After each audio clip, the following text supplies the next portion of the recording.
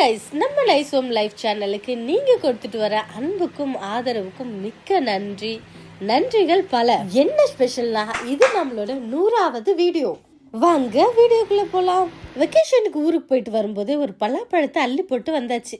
அதை சிசரியன் பண்ணி பிரிச்சு மேய்ஞ்சி எப்படியோ அந்த சொலையெல்லாம் ஒரு வழியா வெளியே எடுத்துட்டேன். நான் ரொம்ப டயட் கான்சியஸ். என்னை பார்த்தாலே உங்களுக்கு தெரியும். அப்படி ஒன்றும் தெரியலையே.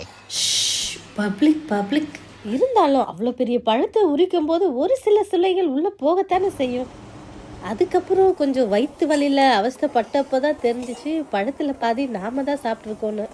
அப்புறம் மீதி பழத்தையெல்லாம் நம்ம அண்டை வீட்டாருக்கு டிஸ்ட்ரிபியூட் பண்ணிட்டு கொஞ்சம் பலாச்சோலையை எடுத்து ஐஸ்கிரீம் பண்ணலான்னு வேலையை ஆரம்பிச்சிட்டேன்.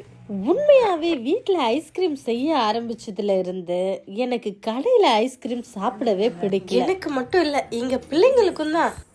அவ்வளவு டேஸ்டாவா இருக்கு? உண்மையதாங்க சொல்றேன். இருக்கட்டும்.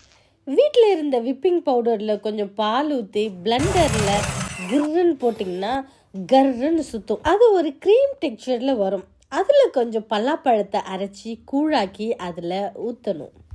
அதில் உங்கள் விருப்பம் போல் கொஞ்சம் மில்க் மேட் போட்டு திரும்பவும் பிளண்டரில் பிளண்ட் பண்ணுங்க. அதை மூடி வச்சு ஃப்ரிட்ஜில் ஒரு 6 hours வச்சா அது அப்படியே செட் ஆகிருக்கும். அதை தோண்டி எடுத்து மிக்சியில் ஒரு 2 to 3 பல்ஸ் கொடுங்க. அதை ஒரு கண்டெய்னரில் ட்ரான்ஸ்ஃபர் பண்ணிவிட்டு ஃப்ரீசரில் ஒரு நாள் வைக்கணும். அதுக்கப்புறம் ரொம்ப முக்கியம், எடுத்த பொருளெல்லாம் எடுத்த இடத்துல வச்சிடணும் இல்லையா? The very next day ஃப்ரீசரில் இருக்கிற ஐஸ்கிரீமை ஸ்கூப்பில் அழகாக எடுத்து ஐஸ்கிரீம் பவுலில் வச்சு அதுக்கு மேலே கலர்ஃபுல்லாக ஸ்ப்ரிங்கிளர் தூவி வாயில் எடுத்து வச்சா வாய் திறக்கவே முடியல.